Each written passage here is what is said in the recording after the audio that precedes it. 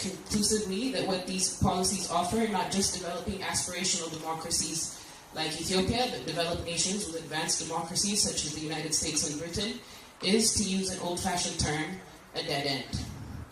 This was highlighted by the scholar Francis Fukuyama, who at a lecture held in Addis Ababa argued, and I quote, "The crisis and the rethinking of development that happened after 2008 has led to a resurgence of interest in the developmental state. If you look at some of the Democratic candidates like Elizabeth Warren that are trying to run for president next year, the developmental state or more active state is definitely on the agenda."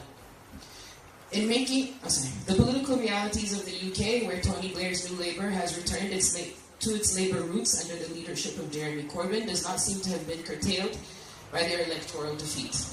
The Blairites and centre-leftists are facing difficulty regaining an ideological stronghold. And centre-leftists are facing difficulty regaining an ideological stronghold would suggest that the neoliberal consensus will not come back. In the UK too, the state is back in mode.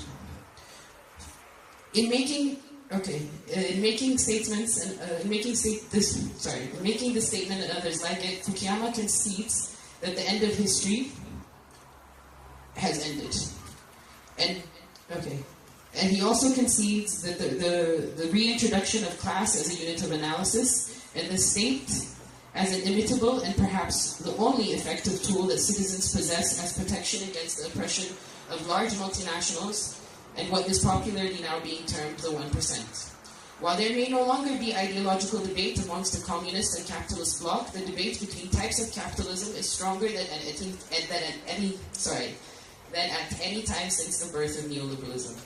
What is being debated is what type of capitalism is actually conducive to capitalist growth and accumulation.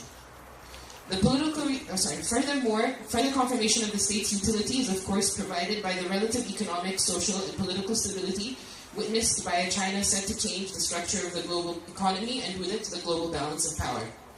So what does this mean for us in Ethiopia?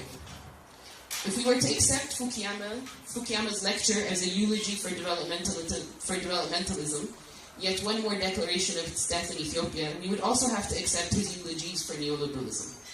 Neoliberalism, irrespective of whether it is homegrown or extraterrestrial, has now committed crimes that can no longer be ascribed to the color of one's skin, or to cultures associated with that skin. If its failures in Africa over the last 40 years were not demonstrative enough, the crisis in the West is. If both developmentalism and neoliberalism cannot offer a way forward, then Ethiopians must find a third way. As it stands, two outlooks are slated to replace neoliberalism.